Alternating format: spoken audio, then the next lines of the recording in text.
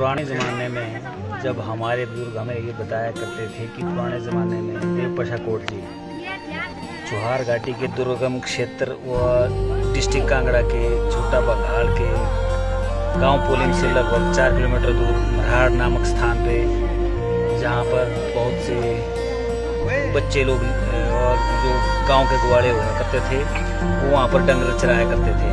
वहां पर एक विशाल पत्थर है जो बीच में फटा हुआ है, उसमें अक्सर सांप दिखाई देते थे, लेटे रहते थे इधर उधर। तो वहाँ से देवपशा कोट जी का मूल स्थान जो है मरहाड़ बताया जाता है। जब वहाँ से देवपशा कोट जी वहाँ से निकले तो वहाँ से काफ़ी फ्लड हुआ, भारी बारिश के कारण फ्लड हुआ। तो वहाँ से देवता जी आए और रोड में रुके जहाँ शीला डेरा का स्थान मिला उन्हें। वहाँ से आते आते शीला डेरा से आते आते नाला डेरा में रुक गए।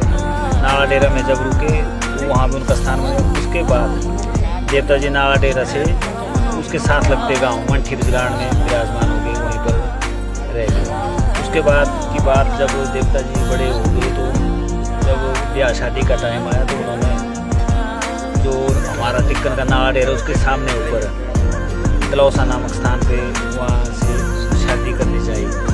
वह एक लड़की को पसंद करते थे। जब भी वह लड़की सुबह पानी के लिए, पहले के ज़माने में पानी लाने पौड़ियों में जाया करती थी, तो सुबह ही अपनी जो पित्तल के बिरदोही को उठाकर जब भी पानी लेने जाती थी तो वो उस पौड़ी में आवाज़ आती थी पों पों की। तो वो हर रोज़ उस पों पों की आवाज़ सुनकर कमज़ोर होगी। तो घर वालों ने उसका कारण पूछा उसकी माँ ने कि बेटा आपको ऐसी कौन सी प्रॉब्लम है जो आप दिन प्रतिदिन कमज़ोर होती जा रही है। तो उसने अपनी समस्या अपनी माँ के पास बताई। उसने बोला, माँ जब मैं सुबह पानी लेने जाती हूँ तो वहाँ उस पौड़ी में जब मैं पानी भरती हूँ तो वहाँ पों पों की आवाज़ आती है। तो उसने एक दिन उसकी माँ ने बोला कि तूने ऐसा करना, आज बोलन के पों गिर जा।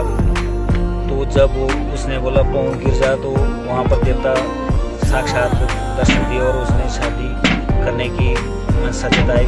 और बाद में उसने घर में बताया लड़की ने कि ऐसी बात हो तो देवता की शादी होगी। उसके बाद जब देवता की शादी होगी तो उसके वहाँ पर 2 बच्चे हो गए। बुजुर्गों के अनुसार उसी गांव में जब वो मायके में रहती थी तो देवता ने उसको ये बताया था कि आपने इन बच्चों को किसी को नहीं दिखाना। तो जब वो बच्चे घर में रखे होते थे, वो जो लकड़ी के जो अनाज के जो उसमें रखे होते थे, जब भी वो बाहर जाती तो उसने अपनी माँ को बोला कि माता जी इसको मत देखना। उसकी माँ ने देखा कि सोचा कि ये जो बोल रही है नहीं देखना, तो इसमें है क्या, मैं एक बार देख। जब उसने उस बीड़ू का ढक्कन खोला तो उसके अंदर उसको विशाल सांप दिखाई दिया।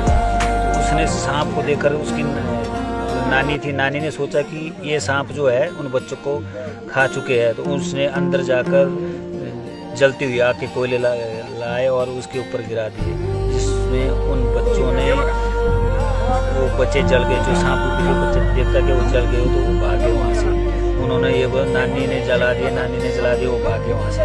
जिसमें जो है हमारे देवता शेड़ा देव गोड़ा देव जी बताया करते हैं। उसके बाद जब देवता ने रथ के रूप में आने की मनसा जाई थी तो हमारे जो एक बुजुर्ग हुआ करते थे दृष्टि से राम बाची नाम के, तो वह बुजुर्ग गुम्मा नमक, जब पहले बुजुर्ग हमारे यहाँ से गुम्मा के लिए जाते थे वहाँ से वो चटानी नमक ले आते थे अपने पशुओं के लिए और खाने के लिए। जब वो वहाँ से आ रहे थे तो सबसे पहले तो एक नीचे से जब गद्दी लोग आ रहे थे जो लाहौर जाते हैं बेड़ जाने, तो उनका एक छोटा सा बकरू वहाँ गुम्मा खाने से वो एक टनल में घुस गया।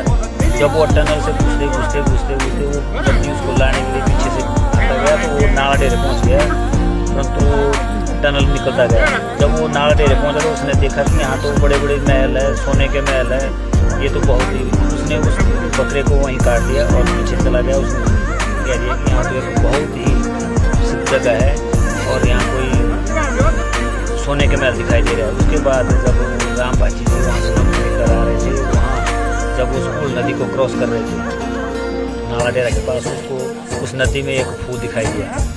जब वो उस फूल को पकड़ने के चक्कर में थोड़ा सा आगे हो तो वो पानी के अंदर निकल गए और कई दिनों तक वो उधर ही रहे, गायब हो गए। घर वालों ने को मृत घोषित कर दिया। वो पता नहीं है नहीं, वो मर गए कहीं। तो देवता ने उसको पूरी अपनी कला बताई, कैसे रथ बनाना, कैसे मंत्र तंत्र जो भी है हर चीज़ बता दिया देवता ने। उसके बाद जब 3 महीने, लगभग 3-4 महीने के बाद उसको जब पूरे विद्या सिखाने के बाद उसको राम बाची जी को वहाँ से जब भेजा गया तो उस देवता ने उसके जो पहले हमारे होते थे खल उसके बनाए होते थे चमड़े के, उसके अंदर वो थोड़ा रेत भर के दे दिया। उसने ये बोला कि ये जो मैं यहाँ से प्रसाद दे जा रहा हूँ आपको, तो आपने उनको घर ले जाना। जो आपके अनाज के बर्तन होते हैं, जो पेड़ू होते हैं बड़े बड़े, उसके अंदर ही डालना है। उसने बाहर निकल कर सोचा कि यार ये तो मेरे को रेत दे दी है, मैंने क्या करना सूर्य को लेकर।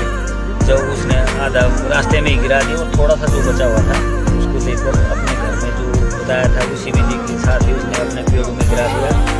जैसे उसने गिराया उसको बाद में देखा तो वो जितना गिराया था वो पूरा सोने में तब्दील हो गया था। देवता महात्मा की सारी कृपा थी, देव प्रसाद थी। तो उसके बाद उसी जिस तरह से उसने वो विद्या बताई थी कि किस तरह से मेरे को मेरा रथ स्थापना करनी है, कैसे क्या करना है और उनको सपने में भी बताते रहना है। उसी प्रकार से देवता का रथ बनाया गया, भंडार बनाया गया। उसी प्रकार से आज देवता हमारे बीच में विराजमान है।